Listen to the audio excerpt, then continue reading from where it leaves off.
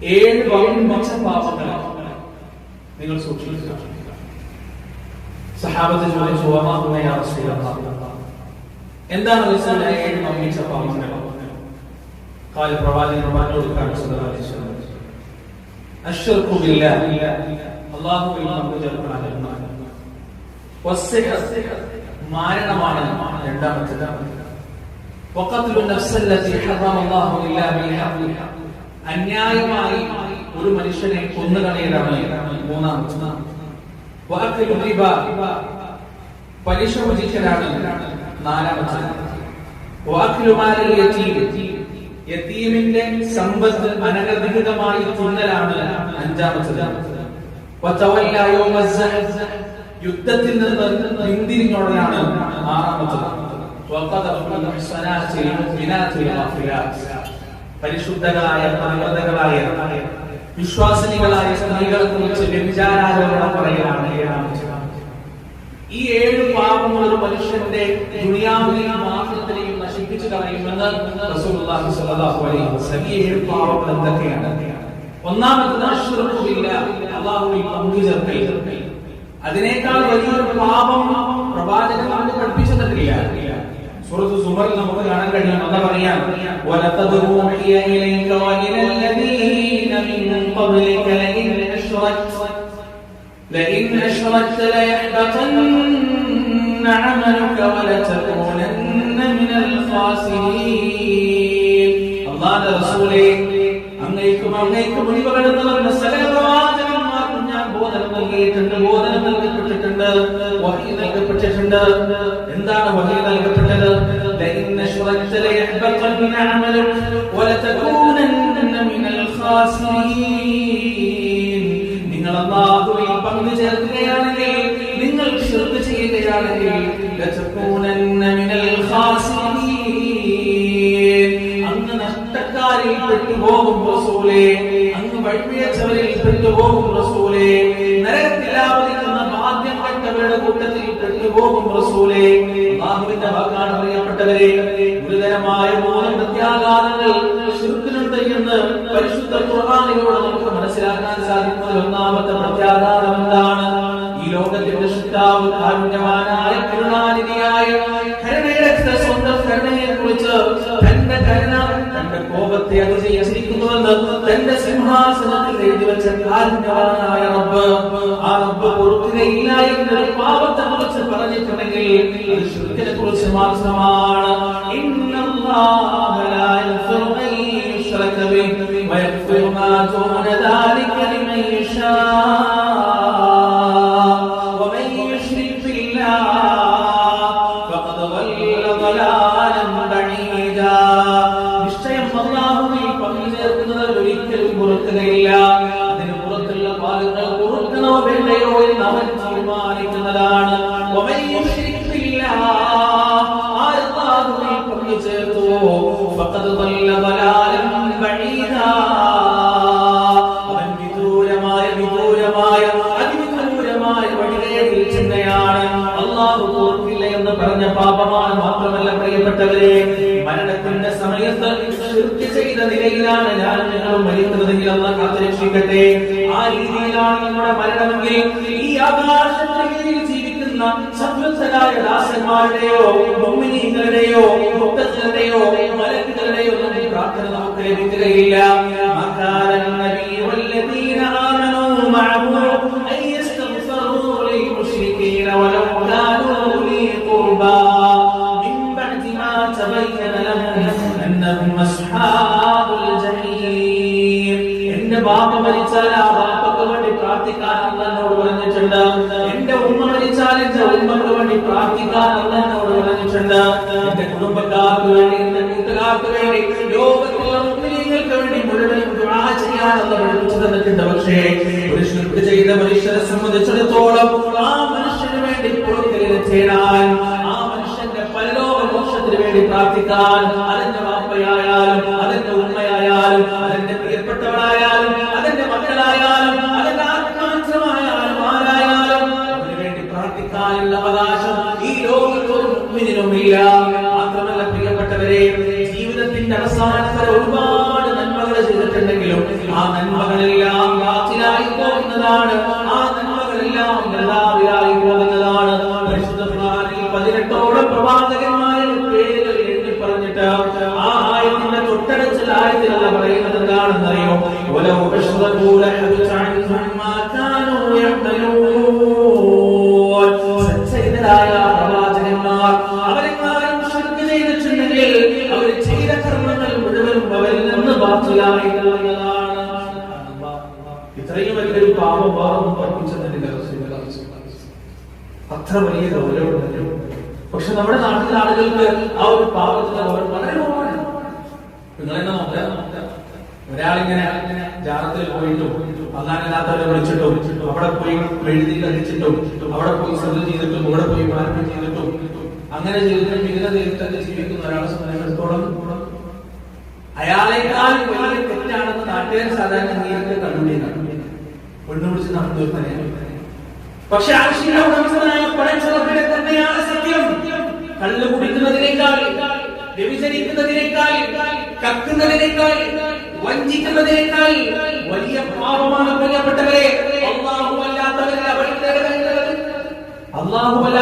ദുആ ചെയ്യുന്നത്, അല്ലാഹുവല്ലാത്തവരുടെ സഹായം തേടുന്നത്. ആ ശിർക്കിനെ കുറിച്ച് നമ്മൾ മനസ്സിലാക്കേണ്ടതുപോലെ മനസ്സിലാക്കണം. കാരണം ഇന്നല്ലെങ്കിൽ നാളെ ആ പാപം അല്ലാഹു പശ്ചാത്തപിച്ചിട്ടില്ലെങ്കിലും ആളുകൾ എന്നാൽ ഇഷ്ടമാണത്. ചെയ്യും. പക്ഷേ ശിർക്ക് ചെയ്യുന്ന ഒരു മനുഷ്യൻ ആ ശിർക്കിനെ കുറിച്ച് തിരിച്ചറിയാതെയാണ് ലോകത്ത് നിന്ന് വിട പറയുന്നതെങ്കിൽ ഒരിക്കലും അറിയോ, നരകത്തിൽ നിന്ന് ആളുകൾ മോചിപ്പിക്കാൻ തുടങ്ങുന്ന കുറച്ച് കാലത്ത് കഴിഞ്ഞാൽ, യുഗങ്ങൾ കഴിഞ്ഞാൽ, സ്വർഗവാസികൾ സ്വർഗത്തിലും നരകവാസികൾ നരകത്തിലും യുഗങ്ങളോളം ജീവിച്ചു കഴിഞ്ഞാൽ അല്ലാഹുവിന്റെ കാരുണ്യം കൊണ്ട് നരകത്തിൽ നിന്ന് മോചനം തുടങ്ങും. അങ്ങനെ ഒരുപാട് ആളുകളെ മോചിപ്പിച്ച് അവസാനം കുറെ ആളുകളെ ബാക്കിയാവും. ആളുകളറിയോ ശിർക്ക് ചെയ്തവരാണ്. അവർക്കൊരിക്കലും മോചനമില്ല. അവർ കാലാകാലം നരകത്തിലാണ്. ബാക്കിയുള്ള ആളുകൾ അവർ ചെയ്ത തെറ്റിന്റെ ശിക്ഷ അനുഭവിച്ച് അവർ നരകത്തിൽ മോചിപ്പിക്കപ്പെട്ടേക്കാം. അല്ലാഹു സുബ്ഹാനഹു വ തആല ഭയാനകമായ പാപത്തിൽ നിന്ന് മാറി നീക്കാൻ തൗഫീഖ് നൽകുമാറാകട്ടെ. പ്രിയപ്പെട്ടവരെ, രണ്ടാമത്തെ വിഷയം സിഹ്റാണ്. എന്താണ് സിഹ്ർ? സമകാലിക ലോകത്ത് ഏറ്റവും കൂടുതൽ വിവാദങ്ങൾ ഉണ്ടാക്കിയ, തർക്കങ്ങൾ ഉണ്ടാക്കിയ, വാദപ്രതിവാദങ്ങളും ഖണ്ഡനമണ്ഡലങ്ങളും ഉണ്ടാക്കിയ വിഷയമാണ് സിഹ്ർ എന്നത്. നമ്മൾ മനസ്സിലാക്കേണ്ടത് സിഹ്റിന്റെ വിഷയത്തിൽ, മാരണത്തിന്റെ വിഷയത്തിൽ നമ്മൾ എവിടെ നിൽക്കണം? മാ ഖാല അല്ലാഹു വമാ ഖാല റസൂലുള്ളാഹി സ്വല്ലല്ലാഹു അലൈഹി വസല്ലം.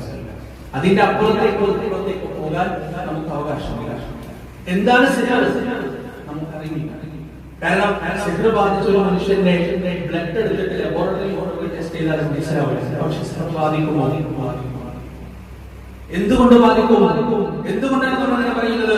സഹീഹായ ഹദീസുകളിൽ റസൂലുള്ളാഹി സ്വല്ലല്ലാഹു അലൈഹി വസല്ലം വ്യക്തമായി നമ്മൾ പഠിപ്പിച്ചു തന്നിട്ടുണ്ട്. അതെങ്ങനെ ബാധിക്കും? സാധനങ്ങൾ എങ്ങനെയാണ് സിഹ്ർ ചെയ്യുന്നത്? അത് ശരീരത്തിൽ എവിടേക്കാണ് ബാധിക്കുന്നത്? അത് നമ്മുടെ പഠന വിഷയമല്ല. മാ ഖാല അല്ലാഹു വമാ ഖാല റസൂലുള്ളാഹി സ്വല്ലല്ലാഹു അലൈഹി വസല്ലം.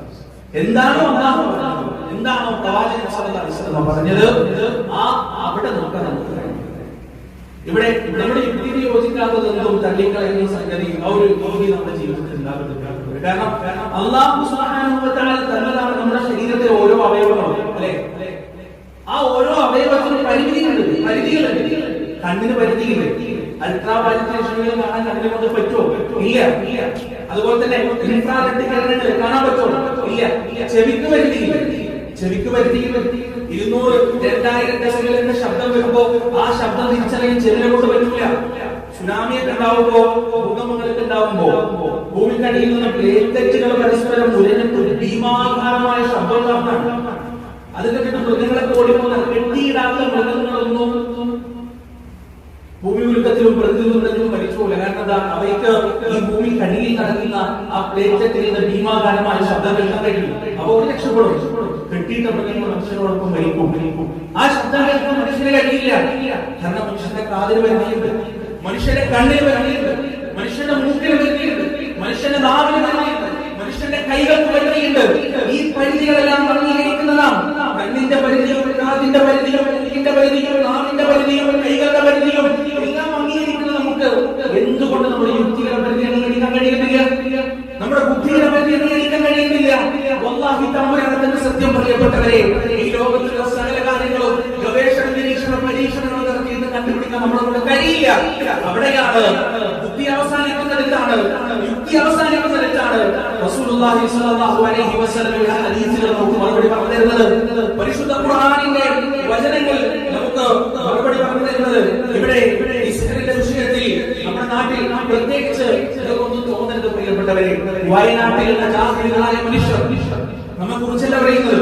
വയനാട്ടിലുള്ള ജാഹിലുകളായ മനുഷ്യർ എത്രയോ ആളുകൾ മലയന്മാരെ എടുത്തു പോയിട്ടും അതുപോലെ സാഹിര്യങ്ങൾ എടുത്തു പോയിട്ടും ഇസ്മിന്റെ പണിയാണെന്ന് പറഞ്ഞ് അതാണെന്ന് പറഞ്ഞ് ഇതാണെന്ന് പറഞ്ഞു പലതും ഒപ്പിക്കുന്ന ശീലമുണ്ട്. പ്രിയപ്പെട്ടവരെ, പാപമാണത്, വലിയ പാപമായിട്ടാണ് റസൂലുള്ളാഹി സ്വല്ലല്ലാഹു അലൈഹി വസല്ലമ അത് പഠിപ്പിച്ചത്. പിശാചിന് നമ്മുടെ ജീവിതത്തിൽ ഇടപെടാൻ കഴിയില്ലേ? തീർച്ചയായും ഇടപെടാൻ കഴിയും. പരിശുദ്ധ ഖുർആനിൽ മനുഷ്യന് മാനസികമായ വിശ്വാസമില്ലാതെ കഴിയുമെന്ന് 2 തവണ കൃത്യമായി പറഞ്ഞിട്ടുണ്ട്. ഒന്ന് സൂറത്തുൽ കഹ്ഫിൽ വമാ അൻസാനിഹു ഇല്ല ശൈത്താനു അൻഅദ്കുറ, ഞാനത് ഓർക്കുന്നതിൽ നിന്ന് പിശാചാണ് പഠിപ്പിച്ചു കളഞ്ഞത്. മൂസാ നബി അലൈഹി വസല്ലമയുടെ സംഭവം പറഞ്ഞിട്ട് സൂറത്തുൽ കഹ്ഫിൽ പറഞ്ഞതാണ്. അതുപോലെ തന്നെ പരിശുദ്ധ ഖുർആൻ സൂറത്ത് യൂസുഫ് നബി അലൈഹി വസല്ലം ജയിലിൽ നിന്ന് രക്ഷപ്പെടുന്ന ആ സഹോദരനോട് തന്റെ കാര്യം രാജാവിനോട് പറയണമെന്ന് അറിയുന്നു.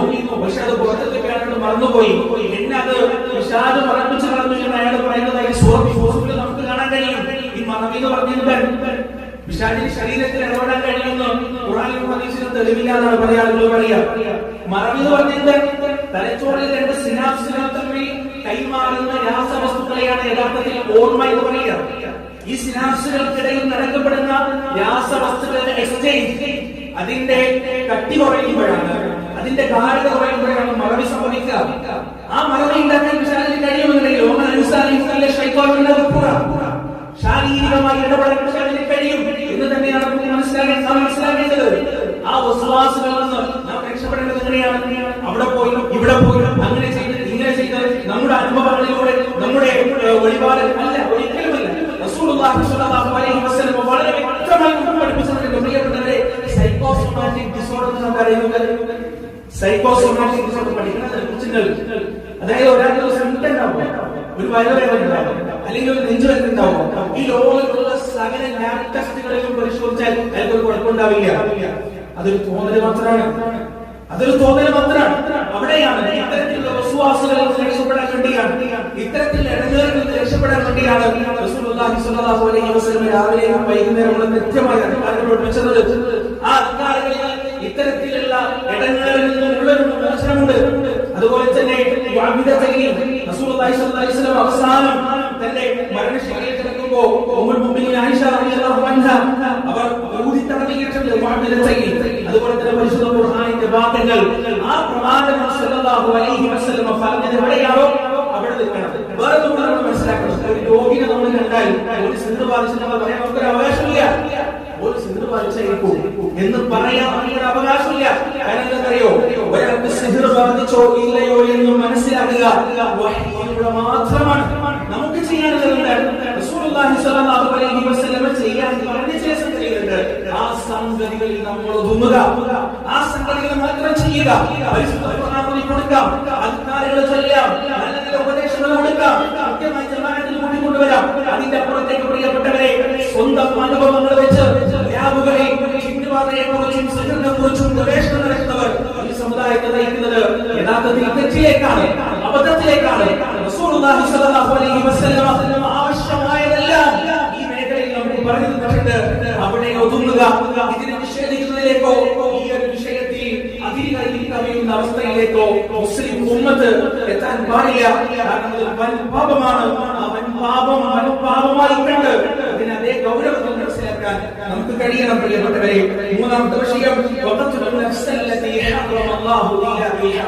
അല്ലാഹു സുബ്ഹാനഹു വ തആല കൊല്ലൽ വധിക്കൽ ഹറാമാക്കിയ ശരീരത്തിന്റെ വധമാണ്, അത് വലിയ കുറ്റമാണ്.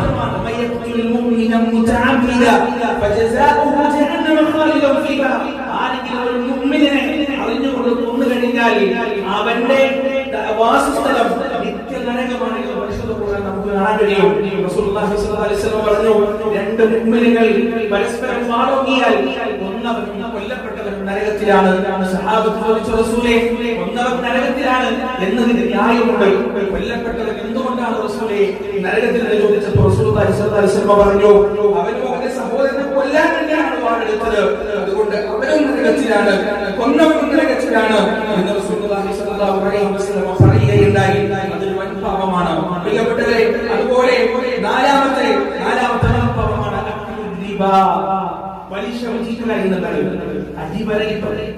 പലിശകൾ മുങ്ങിക്കുറിച്ചിട്ടാണ് ഇന്ന് മുസ്ലിങ്ങൾ ജീവിച്ചുകൊണ്ടിരിക്കുന്നത്. വീടെടുക്കുന്ന വിഷയത്തിൽ, വാഹനങ്ങൾ വാങ്ങുന്ന വിഷയത്തിൽ, കല്യാണം നടത്തുന്ന വിഷയത്തിൽ, ഏത് വിഷയത്തിലായിക്കോട്ടെ പലിശയുമായി ഇടപെടാൻ ഒരു മടിയുമില്ലാതായിരിക്കുന്നു ഇന്നിന്റെ ഉമ്മത്ത്. എന്തെങ്കിലും ആവശ്യമായ സ്വർണ്ണ പണയം വെക്കുക, എന്നിട്ട് അവന്റെ പൈസ ബാങ്കിൽ കൊണ്ടുപോയി മാസം അല്ലെങ്കിൽ ആഴ്ചയിൽ അതിന്റെ പലിശ അടച്ചുകൊണ്ടിരിക്കുക. എത്രമാത്രം ഗൗരവമുള്ള വിഷയമാണ് പ്രിയപ്പെട്ടവരെ. നിങ്ങളൊന്ന് ആലോചിച്ചിട്ടുണ്ടോ? റസൂലുള്ളാഹി സ്വല്ലല്ലാഹു അലൈഹി വസല്ലം പലിശയുമായി ഇടപെടുന്നതിനെ എന്തിനോടാണ് ഉപമിച്ചത്? സ്വന്തം മാതാവിനെ വെച്ചിരിക്കുന്നതിന് തുല്യമാണ് പലിശയുമായുള്ള ഇടപാട് എന്നാണ് റസൂലുള്ളാഹി സ്വല്ലല്ലാഹു അലൈഹി വസല്ലം പറഞ്ഞത്. രണ്ട് ചോയ്സ് ഒന്നുകിൽ റസൂല് പറഞ്ഞത് ശരിയല്ല. അപ്പൊ എന്താ റസൂല് പറഞ്ഞ ശരിയല്ല, പലിശയുമായി ഇടപെട്ടാൽ എന്താവില്ല, മാതാവിനെ വിഭജിക്കുന്ന പോലെ നല്ല എന്തായാലും എന്ന് പറഞ്ഞ് റസൂലിനെ റസൂലിനെ നിഷേധിക്കും. എന്താവും? നമ്മൾ അല്ലെങ്കിൽ കുഫറിൽ പോകാതെ മുസ്ലിമായിട്ട് പലിശ എടുക്കണമെന്നുണ്ടെങ്കിൽ നീ അംഗീകരിച്ചേ പറ്റുള്ളൂ എന്ന് ഞാൻ റസൂലുള്ളാഹി സ്വല്ലല്ലാഹു അലൈഹി വസല്ലമ പറഞ്ഞ ആ പാപം വഹിക്കുന്നവനാണ്.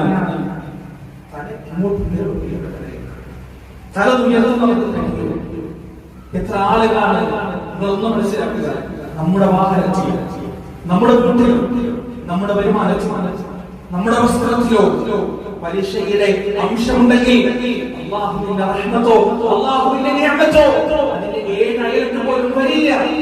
വല്ലാഹി നമ്മുടെ വീട്ടിൽ പലിശയുണ്ടെങ്കിൽ ആ വീട്ടിൽ താമസിക്കുന്ന നമ്മുടെ ഭാര്യ, നമ്മുടെ മക്കൾ, നമ്മുടെ ഉമ്മ, നമ്മുടെ വാപ്പ, പ്രിയപ്പെട്ടവരെ, അല്ലാഹുവിന്റെ ശാപം നമ്മുടെ വാഹനത്തിൽ പലിശയുണ്ടെങ്കിൽ അതിൽ സഞ്ചരിക്കുന്നവരും അതുമായി ഇടപെടുന്നവരും അല്ലാഹുവിന്റെ ശാപകോപത്തിന് ഇരയായിക്കൊണ്ടിരിക്കാൻ നമ്മുടെ വരുമാനത്തിന്റെ ഏതെങ്കിലും ഒരു ഭാഗത്ത് വളരെ മൈന്റുണ്ടായി പലിശയുണ്ടെങ്കിൽ അത് കണ്ടിരിക്കുന്ന നമ്മുടെ മക്കളുടെ ദുആ ഖിയാമത്ത് നാൾ വരെ അല്ലാഹുവിന്റെ മുമ്പിൽ സ്വീകാര്യമായിരിക്കില്ല എന്ന് നാം മനസ്സിലാക്കുക. മാത്രമല്ല